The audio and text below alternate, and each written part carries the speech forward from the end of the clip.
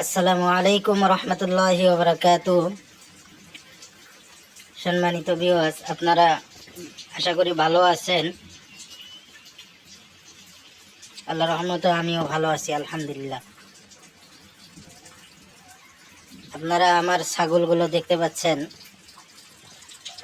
আলহামদুলিল্লাহ অনেকটা সুস্থ ছাগল, এবং তাদের চেহারাও আলহামদুলিল্লাহ অনেকটা সুন্দর।